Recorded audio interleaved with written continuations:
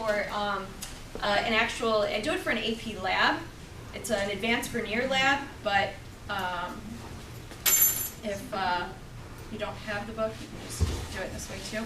You take copper sulfate and dissolve it in 1 molar sulfuric and put a key, and I just go to the Home Depot or something and I ask them if they have any key blanks that they're willing to give away. Or I ask my coworkers if anybody has any keys they want to get rid of. Hook it up to a multimeter here, and you can actually record the amperage, and if you record the amperage, you can figure out like how many moles of copper should plate out onto the key, so you can have them do those calculations. And if you turn on the battery, and my favorite is, if they read the lab, they know that they're supposed to have their amperage between 0.2 and 0.6. Until I walk over to a station and the whole key is copper.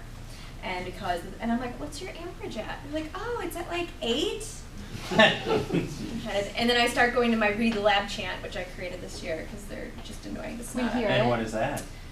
It's so stupid, but they love it. Okay. It's read the lab. Read the lab. I said read the lab. Read the lab. And then I changed it recently. I added, and not just the data table.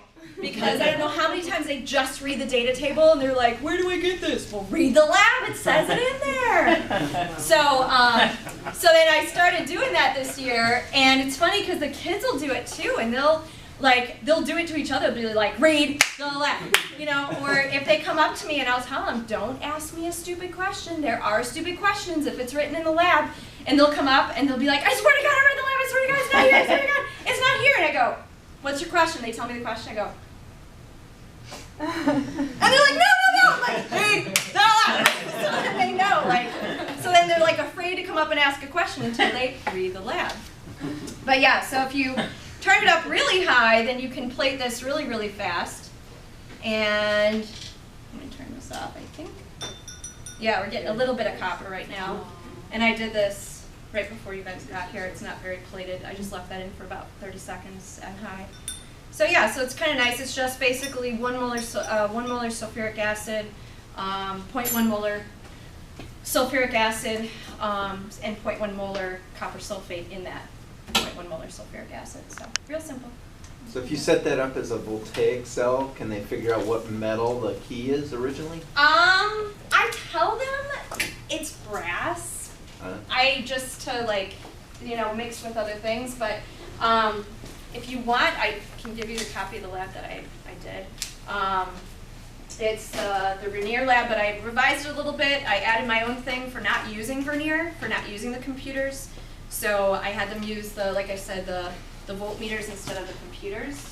I wonder if you could set that up like that to figure out what the metal is. I don't know what the reduction potential of brass is. Yeah.